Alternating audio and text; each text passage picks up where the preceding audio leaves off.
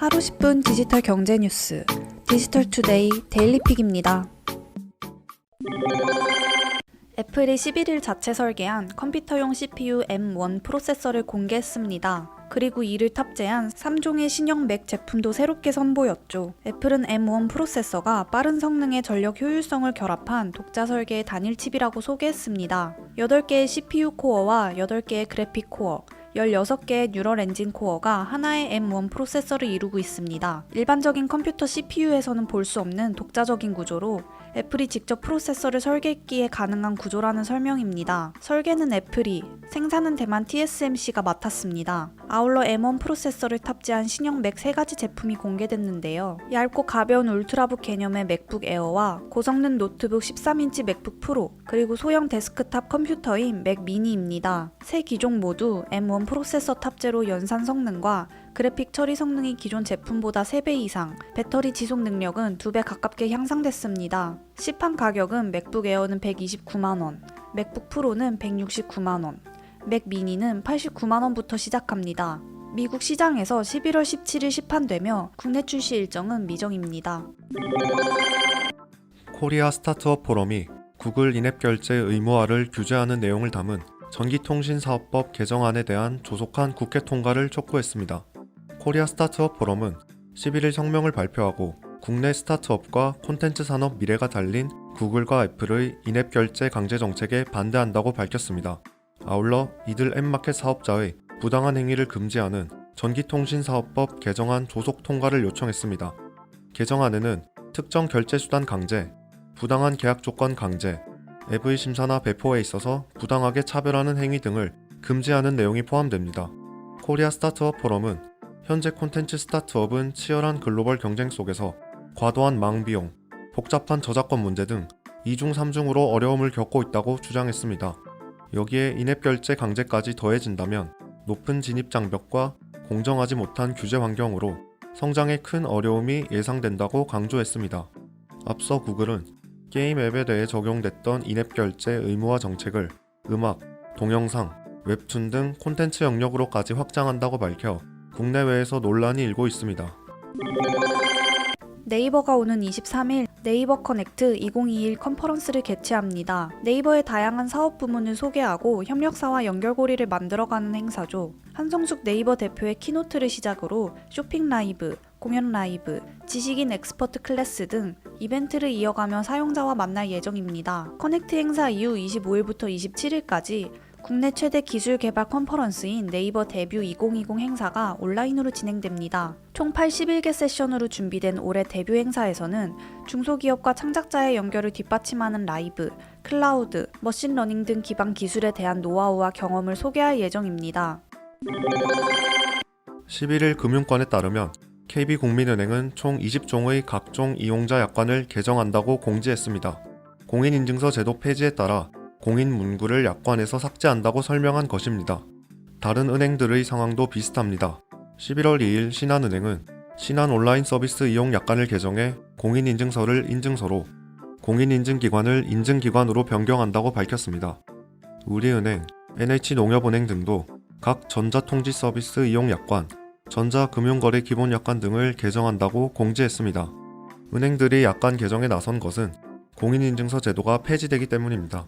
1999년 도입한 공인인증서는 각종 금융거래, 본인 확인 용도로 광범위하게 보급됐습니다. 그러나 2010년 이후 액티브엑스, 플러그인 등 기술을 보안 문제, 그리고 인증서의 독점적 지위가 논란이 되면서 공인인증서 제도가 폐지됐습니다. 올해 6월 개정된 전자서명법에서는 공인의 개념이 삭제됐고 사설인증서가 허용됐습니다.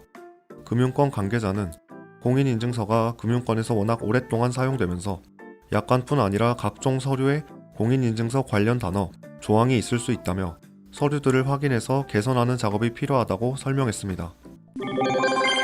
KT는 국토교통부와 서울시가 주관하는 드론택시 공개 비행 시연에서 무인 비행체 교통관리 체계인 K-드론 시스템을 선보였습니다. 서울 한강공원 일대에서 열린 시연에서 K-드론 시스템에 연동된 한 대의 무인 비행체와 6대의 드론이 안전하게 도심 상공을 비행했죠. K-드론 시스템은 하늘을 나는 드론이나 무인 비행체 등이 안전하게 비행하도록 돕고 효과적으로 항로를 관리할 수 있는 관제탑 같은 역할을 하는 시스템입니다. 이날 KT가 국내에서 처음으로 시연한 K-드론 시스템은 동시에 많은 대수의 무인 비행체를 실시간으로 관리할 수 있어 다수의 비행체 운용의 효율성 향상에 도움을 줍니다. 특히 KT의 K-드론 시스템은 이날 여의도 한강공원 물빛 무대 일대 상공에서 무인 비행체와 드론이 안전하게 운항할 수 있도록 비행체들의 비행을 실시간으로 승인, 감시, 모니터링하는 중추 역할을 했죠. 시연에 활용된 무인 비행체와 드론은 K-드론 시스템과 KT LTE망을 통해 연계되어 있습니다. KT 측은 도심에서 이뤄지는 국내 최초 무인 비행체 공개 시연에 국내 유일의 K-드론 시스템을 선보이는 것은 큰 의미가 있다고 강조했습니다. 그리고 도심 비행 서비스 상용화에 기여하고 이에 기반을 둔 산업들의 혁신도 주도하겠다고 밝혔습니다. LG U+가 자율주행 버스 사업에 본격 나섭니다. 첫 사업 모델은 자율주행 전기버스입니다. 블루스페이스, 우진산전, 메트로플러스 등 4개사는 LG U+와 자율주행 전기버스 사업 협력을 위한 양해각서를 체결했습니다. 우진산전의 친환경 전기버스를 중심으로 LG U+의 사물 인터넷 기술과 블루스페이스의 자율주행 기술 등을 접목할 예정입니다. 전기버스와 각 솔루션 간의 인터페이스를 연동하는 통합 시스템의 구현은 메트로플러스가 담당합니다. 협약 이후 4개사는 연동 개발 및 테스트를 시작으로 내년 3분기까지 자율주행 버스의 실증을 진행할 계획입니다. 또한 자율주행 버스를 기반으로 향후 스마트시티 등 연계 가능한 사업 모델을 발굴, 관련 기술을 확보하는 데에도 각 사의 역량을 모은다는 방침입니다. 조원석 LG U+ 전무는 이번 사업 협력을 통해 국내외 각 분야별 선도업체의 기술력을 모아 자율주행 관련 경쟁력을 크게 강화할 수 있을 것이라고 말했습니다.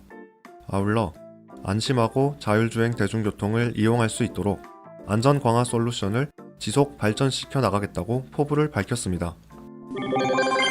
전동 킥보드 공유 서비스들이 주차 문제 해결의 일환으로 지역 상생 모델을 제시하고 있어 주목받고 있습니다. 해당 지역 소상공인이 운영하는 가게 근처에 킥보드 주차 지역을 만들고 이용자가 이 구역에 정돈된 형태로 킥보드를 주차할 수 있도록 유도하는 것이 골자이죠. 11일 관련 업계에 따르면 빔 모빌리티는 소상공인 상생 프로그램 빔 부스터 프로그램을 운영 중입니다. 빔 모빌리티는 현재 서울과 대구 지역을 중심으로 서비스를 제공하고 있죠. 빔 부스터 프로그램은 매장 앞 유휴 공간을 빔 전동 킥보드 주차를 위한 추천 주차 구역으로 지정합니다. 대신 소상공인이 운영하는 매장을 빔 모바일 앱에서 홍보할 수 있도록 지원하죠. 이용자들이 해당 매장 앞 추천 주차 구역에 킥보드를 반납하면 이용 종료 시 화면에 매장 광고가 나오고 이용자에게는 포인트나 프로모션 코드 등 혜택이 각 지역별로 주어지는 식입니다. 킥고잉 운영사 올룰로는 킥고잉 전용 거치대 킥스팟을 운영 중입니다. 서비스를 제공 중인 지역 매장들과 제휴를 맺고 킥스팟을 운영한다는 점은 비슷하죠. 기업 전용 서비스인 킥고잉 비즈니스에 가입한 회원사 앞에도 킥스팟이 설치됩니다. 지난 9월 기준으로 킥고잉과 제휴 중인 기업은 300곳을 넘겼습니다. 최근 일주간 국내 일평균 코로나19 확진자 수가 100명에 육박한 것을 두고 정부는 현 추세가 이어진다면 2에서 3주 내 거리두기 단계를 높일 수 있다고 진단했습니다. 11일 중앙사고수습본부는 정례 브리핑에서 지난 일주간 국내 하루 평균 환자는 하루 99.7명이라고 말했습니다. 수도권 67명, 충청권 13.6명, 경남권은 7.6명, 강원권은 6명 등으로 최근 코로나19 환자가 조금씩 꾸준히 증가하는 추세를 보이고 있다고 설명했습니다. 현재와 같은 증가 추세가 계속된다면 거리두기 단계 조정 기준도 2에서 3주 내에 충족할 가능성이 커진다는 입장입니다. 현재 천안, 아산, 원주, 순천 등 4개 시군구는 자체적으로 거리두기를 1.5단계로 격상한 상태입니다. 중앙사고수습본부는 백신과 치료제가 개발되기 전까지 마스크 착용이 가장 효과적이고 안전한 방역수단이라고 강조했습니다. 특히 확산세를 막기 위해 시민의 자발적인 생활 속 방역관리가 필요한 시점이라고 강조했습니다. 행복한 하루 디지털투데이였습니다.